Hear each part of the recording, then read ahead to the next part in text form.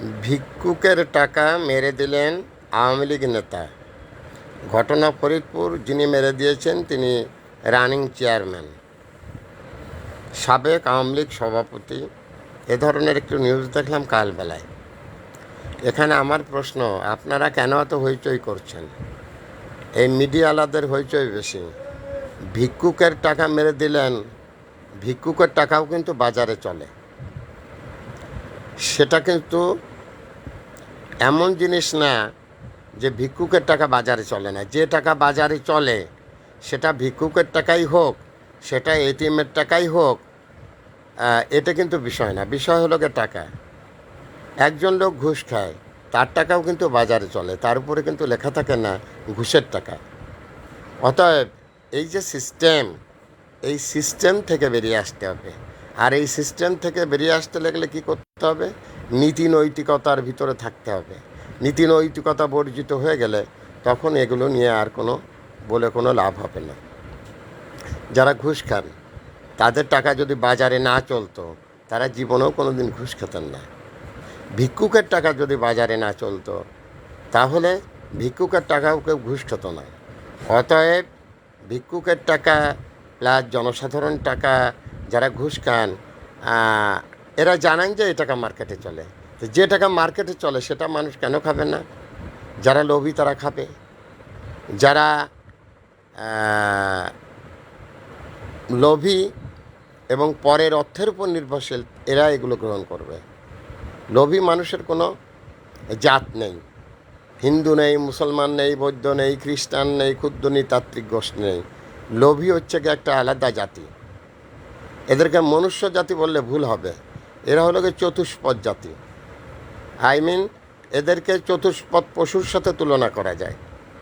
যারা মানুষের অর্থ আত্মসাৎ করে, এদেরকে আপনি চতুষ্পদ জন্তু বললে ভুল হবে না।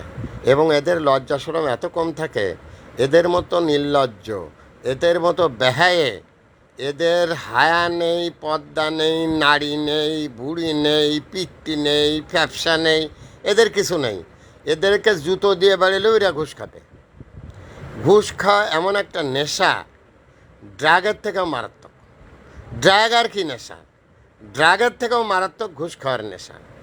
আর এই ঘুষের সাথে যারা জড়িয়েছে, পরের অর্থ যারা আত্মসাৎ করা শিখেছে, তারা সেখান থেকে ফিরে আসতে পারবে না। আর তাদেরকে পারানোর জন্য যে রাষ্ট্রযন্ত্র আছে, সেই রাষ্ট্রযন্ত্র যথেষ্ট শক্তিশালী না, যার জন্যে তারা পার পেয়ে যায়। কারণ এ দেশে প্রকাশ্য দিবালোকে কোনো গুলির ব্যবস্থা নেই। একজন লোক অপরাধ করলো, তারে গোপনে নিয়ে কাশিমপুর কারাগারের ভিতরে নিয়ে রাত 12টার সময় ফাঁস লাগিয়ে তাকে মেরে ফেলা হলো। পৃথিবীর কেউ জানলো না মানে জানলো, কিন্তু প্রত্যক্ষ করতে পারলো না যে তার মৃত্যু কত নির্মম। তারপরে তার লাশ পাঠিয়ে দেওয়া হলো তার বাড়িতে। তার স্থানীয় কিছু লোকজন দেখলো, তার দাফন কাফন হয়ে গেলে ব্যাস, ঘটনা শেষ। কিন্তু এই অপরাধীকে যদি প্রকাশ্য দিবালোকে গুলি করা যায়, তার বুকটা যদি ঝাঁঝরা করে দেওয়া হয়, লক্ষ লক্ষ কোটি কোটি লোক তাকিয়ে দেখবে যে এই অপরাধের জন্য তার এই শাস্তি হচ্ছে।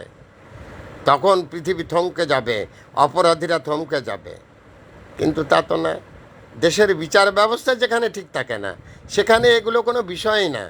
দেশের বিচার ব্যবস্থা দুর্বল, যার জন্য আমি মাঝে মাঝে গভর্নমেন্টকে অনুরোধ করি, মাননীয় প্রধানমন্ত্রী, ক্ষমতায় থাকতে হলে, সঠিকভাবে রাষ্ট্র পরিচালনা করতে হলে ইনসাফ প্রতিষ্ঠিত করতে হবে।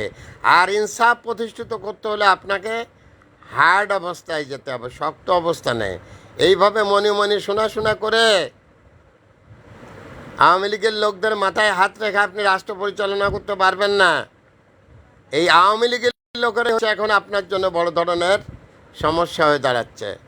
তো আমি আপনার কাছে যে জিনিসটা অনুরোধ করি, not Awami League, not BNP, not Jamaat, not এদিক সেদিক, রাষ্ট্র পরিচালনায় ইনসাফপূর্ণ আচরণ, ইনসাফপূর্ণ শাসন প্রতিষ্ঠিত করার জন্যে শক্ত অবস্থানে থাকেন। নইলে দেশের মানুষের জীবনযাত্রা, তাদের কষ্ট, আপনি কি ভেবে দেখেছেন মাননীয় প্রধানমন্ত্রী একজনের ভিক্ষুকের টাকা মেরে দিচ্ছে চেয়ারম্যান? তাহলে মানুষের লোভ লালসা, মানুষের মনুষ্যত্ব কত নিচে নেমে গেছে। এ কথা দয়া করে একটু ভাবুন। এ কথা না ভাবলে আপনি রাষ্ট্র পরিচালনা করতে পারবেন না। দেশ স্বাধীন করা সহজ, কিন্তু দেশ পরিচালনা করা খুব কঠিন। এই কথাটা বারবার মাথার ভিতরে রাখার চেষ্টা করবেন। দেশের মানুষ অনেক কষ্টে আছে। আপনি দেশের কর খাজনা দিয়ে আপনার ব্রেকফাস্ট, ডিনার, লাঞ্চ অনেক সুন্দরভাবে হচ্ছে, কিন্তু যারা কর খাজনা দিচ্ছে তাদের কি অবস্থা? দয়া করে তাদেরকে নিয়ে একটু ভাবেন, তাদের পাশে একটু দাঁড়ান। ইনসাফপূর্ণ আচরণ প্রতিষ্ঠিত করেন সমাজে। মানুষ আপনার দিকে তাকিয়ে আছে কেন? কারণ আপনি মাননীয় প্রধানমন্ত্রী। যেদিন আপনি প্রধানমন্ত্রী থাকবেন না, সেদিন আপনার দিকে কেউ তাকিয়ে থাকবে না। যেমন বেগম খালেদার জিয়ার দিকে এখন আর কেউ তাকিয়ে থাকে না। হাওয়া ভবনের হাওয়া এখন আর গায়ে লাগে না, উবে গেছে হাওয়া ভবন। অতএব আপনিও যদি ইনসাফপূর্ণ আচরণ প্রতিষ্ঠিত করতে ব্যর্থ হন, আপনার ভবন একদিন হারিয়ে যাবে, আপনিও একদিন হারিয়ে যাবেন। সেদিন আপনারও এই একই অবস্থা হবে। সো আমি আপনার কাছে করজোড়ে মিনতি করি, সবিনয় নিবেদন জানাই, সমাজে ইনসাফপূর্ণ আচরণ প্রতিষ্ঠিত করুন, মানুষের পাশে দাঁড়ান, আইনের সংস্কার করুন, শক্ত অবস্থানে সরকারকে নিয়ে যান, প্রকাশ্য দিবালোকে গুলির ব্যবস্থা করেন। যারা অপরাধী তাদের বিচার হবে প্রকাশ্য দিবালোকে। হাজারো লোক দেখবে, লাখো লোক দেখবে। প্রথম অবস্থায় তার গলায় পরাতে হবে জুতার মালা, তার মুখে দিতে হবে চুনকালি, তাকে পুরো শহরে ঘোরাতে হবে, তারপরে তাকে ব্রাশ ফায়ার করে মেরে ফেলতে হবে। যদি আপনি তাই পারেন, তাহলে ভিক্ষুকের টাকা চেয়ারম্যান মারবে না। আর ঢাকা ইউনিভার্সিটির ছাত্ররা দোকানদারদের কাছে চাঁদা চাইতে গিয়ে মার খাবে না। লজ্জাস্কর ব্যাপার, ঢাকা ইউনিভার্সিটির ছেলেমেয়েরা, ছাত্রলীগ নেতা, তারা দোকানদাররা তাদেরকে ধরে মারে। সি চি। দ্যাটস অল আর your honour viral sir Mohammad Fakhrul Alam master, বিনা বেতনের পারিবারিক পাঠশালার শিক্ষক। মোবাইল কন্ট্যাক্ট নাম 01935204804। এটা আমার বিকাশের নাম্বার। আমি একটি বিনা বেতনের পারিবারিক পাঠশালার শিক্ষক। দুনিয়ার মজুর এক হও, দুনিয়ার মজুর এক হও, দুনিয়ার মজুর এক হও।